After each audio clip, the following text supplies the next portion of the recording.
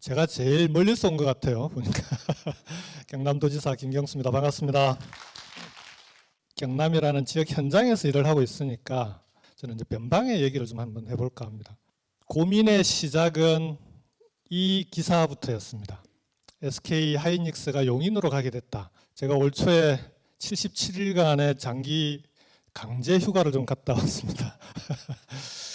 안에 있다 보니까 아무래도 여러 가지 시간도 좀 많이 남고 고민도 많이 하게 되는데 기사를 보면서 두 가지 의문이 좀 들었습니다. SK 하이닉스가 구미로 갈 거냐 용인으로 갈 거냐를 놓고 결과적으로 용인으로 가게 됐는데, 잘 보시면은 용인은 부지를 내놓은 것 말고는 아무런 혜택이 제공된 게 없습니다. 여기 보시면 구미에는 공장 부지를 무상으로 임대하겠다부터 시작해가지고 나중에 보면은 직원의 사택과 수영장 체육시설까지 하여간 이 SK 하이닉스에 제공할 수 있는 모든 혜택은 제공하겠다고 했는데 결과적으로 용인으로 갔습니다. 이유는 단 한 가지입니다. 구미로 가면 사람을, 자기들이 필요로 하는 사람을 뽑을 수 없다는 얘기더라고요. 잘 보시면, 표를 보시면 지금 현재 SK 하이닉스의 직원들이 약 2만 5천 명, 6천 명 가까이 되는데 그 중에 이미 50%가 R&D 인력이고 사무직 인력인 거죠. 생산직 인력과 거의 맞먹는 수준인데 이 R&D 인력을 구미에서는 뽑을 수 없다는 겁니다. 수도권에 있지 않으면 공장에 필요한 인재를 구할 수 없다. 이제 그 기사를 보는 순간 앞이 좀 캄캄해지기도 하고, 아니 그러면 도대체 구미도 안 가는데 우리 경남 창원은 어떡하라고.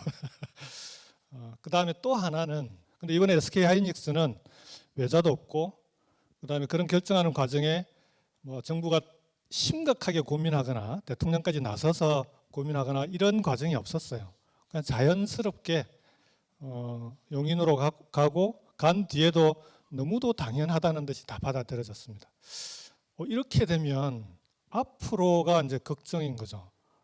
도대체 지역은 어떻게 살아야 하나, 이제 그런 고민을 하게 된 겁니다. 지난 18년간 20대가 약 132만 명이 수도권으로 이동을 했고요. 그다음에 오른쪽에 보시면은 이미 수도권은 우리 국민 전체 인구의 50%를 올해 드디어 이제 넘어섰습니다.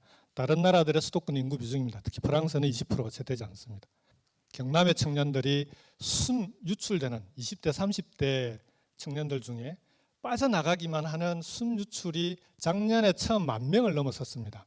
수도권으로 34.6%가 빠져나갑니다. 그리고 부산의 31%, 나머지 지역으로 빠져나가게 되는데, 어디를 거쳐서 어떻게 어디에 정착하는지를 통신 데이터를 통해서 정리를 한번 했습니다. 부산에 갔던 경남의 청년들이 부산을 찍고 다시 서울로 가는 겁니다. 그러니까 부산에 정착하는 비율이 높지가 않은 거예요. 결국은 수도권으로 다 빠져나가는 그런 상황이었습니다. 어쨌든 4차 산업혁명 시대에는 새로운 스타트업 창업이 대단히 중요하지 않겠습니까? 특히 문재인 정부 들어와서는 스타트업 붐이 지금 거의 불이 붙었다고 얘기를 많이 하시던데, 창업 전문가들 만나면 통계로도 확인이 됩니다. 2017년까지 100억 이상의 투자를 받은 스타트업의 숫자입니다. 20개를 채 넘지 못하다가 작년에 63개가 됐어요. 올해는 지금까지 벌써 161개가 됐습니다. 그만큼 이제 스타트업의 규모도 커지기 시작을 한 겁니다. 실제 제대로 된 혁신 창업, 기술 창업, 스타트업을 비교할 수 있는 통계는 투자를 100억 이상 또는 몇십억 이상 받은 스타트업을 비교를 해야 비교가 가능한데요. 올해 161개 중에 수도권이 92.5%입니다. 149개. 그 외 지역이 12개인데 경남은 1개 있습니다. 통영에 있는 신선 수산물 관련된 그런 스타트업입니다. 이제 스타트업도 수도권이 아니면 어렵게 돼 있는 그런 상황입니다. 정부는 이제 수도권에 3기 신도시를 만들겠다고 했는데요. 이렇게 사람들이 수도권으로 계속 몰려 올라오고 있고, 지방에서도 돈이 조금 있는 사람들은 부동산에 투자하려고 서울에 똘똘한 집 한 채 만들겠다고 서울로 올라와서 투자를 합니다. 돈과 사람이 수도권으로 계속 몰리는데 그런 상황에서 부동산을 부동산 정책으로 풀겠다라고 하는 건 쉽지 않은 거 아니냐. 물론 정책은 당연히 필요합니다. 반면에 지역은 미분양 아파트 때문에 골치를 앓고 있습니다. 여기 보시면 전국에 지금 현재 9월 현재 56,000호 정도 되는데요. 그 중에 경남이 13,500호, 약 4분의 1 정도. 그래서 정부의 부동산 대책을 바라보고 있으면 지역에 있는 특히 경남이나 지역에 있는 사람들은 박탈감을 느끼는 경우들이 꽤 많습니다. 도대체 남 얘기 정도가 아니라 남의 나라 얘기처럼 그렇게 들리기도 합니다. 이런 상황들을 종합해 보면 대한민국은 과연 지금 어디로 가고 있냐. 하이닉스에서 보듯이 좋은 인재를 뽑으려면 수도권에서 사람을 뽑아야 되고, 그러다 보니까 좋은 기업들은, 첨단 기업들은 수도권으로 가야 되고, 수도권에는 그래서 좋은 일자리가 많아지고 사람들은 수도권으로 몰리고, 그러다 보니까 수도권에 몰리는 사람들 때문에 교통 인프라 다시 깔아야 되고 주거 문제 해결해야 되고 여러 가지 투자가 수도권에 몰리고 있습니다. 이런 악순환이 계속되는 한에서는 우리나라는 수도권 말고는 다른 지역은 앞으로 미래가 없는 거 아니냐. 안에 시간도 많고 하니까 늘 이런 고민을 하게 되는 거죠. 이런 걸 어떻게 풀어야 되는지. 근데 이게 단순히 지역의 문제, 지역의 위기라면 그러면은 그래도 수도권이라도 잘 살면 다행이지 할 수 있는데요. 문제는 대한민국의 위기라는 겁니다. 지역별로 분류를 해놓고 보면 우리나라 작년에 합계 출산율이 0.98이었는데요. 서울의 합계 출산율이 0.76입니다. 강남은 0.68입니다. 서울로 청년들이 몰려 올라왔는데 그 청년들은 출산율과 엄두를 내기가 어려운 상황에 몰려 있는 겁니다. 열정페이니 알바니 하는 그런 상황에서도 서울로 몰려옵니다. 왜 올라오냐? 서울에 안 가고 지역에 남아 있으면 뭔가 인생에서 낙오된 것 같은 느낌을 받습니다. 근데 내려오는 청년들의 제일 큰 고민이 뭔지 압니까? 고향으로 지역으로 다시 내려가면 서울에서 실패해서 인생의 루즈가 돼서 내려온다라고 하는 것 때문에 지역으로 갈 때 고향으로 안 갑니다. 다른 지역으로 갑니다.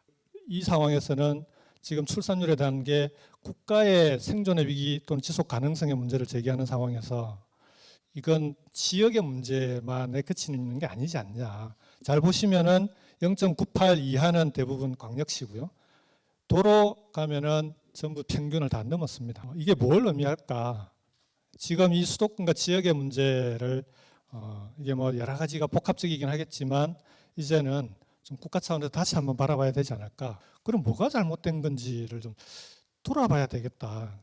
그렇게 이제 고민이 된 겁니다. 그런데 지금 현재 기존에 이제 균형발전 정책을 단적으로 보여주는 게 혁신도시가 제일 단적인 예인데요. 진주 혁신도시만 하더라도 가족과 동반해서 온 비율은 3분의 1밖에 되지 않습니다. 여전히 내려오질 않고 있고, 그 다음에 지역 균형발전이라고 해서 지역에서 사람을 뽑게 돼 있는데 의무 비율 30%를 여전히 채우지를 못하고 있습니다. 조금씩 올라가고 있는데 나머지 70%를 또 수도권에서 뽑아와야 되는, 혁신도시가 기업들까지 내려와서 뭔가 지역의 산학연 클러스터를 만드는 그런 그 균형발전은 중단돼 있는 상황, 이렇게 보시면 될 것 같습니다. 수도권이 2,500만 명인데요. 이게 지금 갈수록 확대되고 있습니다. 근데 수도권 1극의 확대로는 이 문제를 해결하기 어렵다. 그렇다면 뭐 다른 권역들도 마찬가지지만 우선 우리 경남만 보면은 부울경, 동남권을 합하면 800만 명, 인구는 800만 명이고요. 대구, 경북을 합하면 1,300만 명입니다. 이 정도는 힘을 모아야 그나마 수도권 집중에 좀 맞설 수 있는 거 아니냐, 그런 고민을 하게 된 거죠. 사실은 수도권이 이렇게 발전하게 된 과정을 보면은 서울에 몰리면서 서울이 폭발하고 그게 경기, 인천으로 확대되는 과정입니다. 그 공간 혁신을 통해서 수도권이 만들어졌듯이 지역에도 이런 공간의 혁신, 공간 압축을 통해서 뭔가 플랫폼이 될 수 있는 과정이 필요한 거 아니냐. 또 하나는 교통만 깐다고 지역의 메가시티 플랫폼이 생기지는 않습니다. 기본적으로 사람의 문제도 함께 해결하지 않으면 안 되는 거 아니냐. 창원에 있는 청년들이 주말 되면 부산으로 놀러 갑니다. 이 현실을 인정하고 가자. 그래서 부산을 동남권의 중심 도시로 키워가면서 동남권을 전체적으로 메가시티로 만들자, 이런 고민을 하게 된 겁니다. 그럼에도 불구하고 여전히 정부는 3기 신도시 수도권 GTX에는 13조 원을 투자하는데 동남권에 이런 그 교통망을 깔자고 부산하고 마산 간의 복선 전철이 후내년에 완공이 되는데 여기에 전동열차를 넣자고 했더니 20년간 운영비라든지 이런 게 약 4천억 가까이 드는데 그걸 우리 보고 부담을 하랍니다. 이게 이제 중앙정부의 현재 그 소위 균형 발전에 대한 인식의 저는 현주소다. 이 문제를 같이 풀어가야 되는 상황이 됐습니다. 교육에 있어서는 지역의 대학이 중요한데 이런 대학에 계신 교수님들 가끔 이런 얘기합니다. 지금처럼 교육부가 대학 정책을 하게 되면 벚꽃 피는 순서대로 문 닫게 돼 있다고. 근데 지역의 대학 하나가 문을 닫으면 지역 경제도 휘청거릴 뿐만 아니라 지역의 혁신 역량 그리고 지역 산업 산업과의 연계된 그런 발전은 불가능해지니 교육부가 갖고 있는 대학의 그 혁신 정책 권한을 지방 정부에 맡겨야 되는 거 아니냐. 그래야 지방 정부에서 산업과 대학이 함께 그리고 지역에 있는 연구기관이나 이런 종합적으로 지역의 상황에 맞는 맞춤형 지역 혁신이 가능하다. 그래서 그런 방향으로 정부의 그 지역 혁신 플랫폼 사업이라고 명칭을 그렇게 붙였습니다. 혁신도시에 LH가 내려와 있습니다. 토지공사, 주택공사 합쳐진 혁신도시 진주에 LH가 와 있는데 그러면은 상식적으로 건축이나 토목은 LH가 있는 지역의 대학들이 최소한 전국의 탑 클래스 대학이 돼야 되는 거 아닙니까? 그게 당연한 거죠. 근데 LH는 자기들의 우수 인재를 진주에서 뽑는 게 아니라 수도권에서 뽑아옵니다. 그러면 진주에 있는 대학들을 그러면 탑 클래스로 누가 키울 거냐? 교육부가 해줄 수 있냐? 그게 아니라 LH와 함께 지방정부가 투자할 테니 예산을 지방정부로 달라 그러면 LH와 함께 지역에 있는 대학들을 이 지역에 있는 대학들을 그 지역의 산업에 맞게끔 그렇게 키워가겠다라는 그걸 각 산업 분야별로 트랙을 만들어서 키우겠다는 겁니다. 그래서 경남은 교육청하고 같이 통합교육추진단을 만들었습니다. 그동안은 교육청 따로, 그 다음에 지방정부 따로 돼 있던 걸 이제는 지역의 교육을 도도 함께 책임지는 구조로 가겠다는 겁니다. 경남에는 보면 국립대학이 3개가 있고요. 도립대가 2개가 있습니다. 이거는 통합을 하는 게 맞겠다. 그렇게 해서 미국의 주립대 체제처럼 지역별로 캠퍼스 체계를 만들어서 이 정도는 집중을 해야 어느 정도 경쟁력이 생기지 않겠냐. 그런 취지입니다.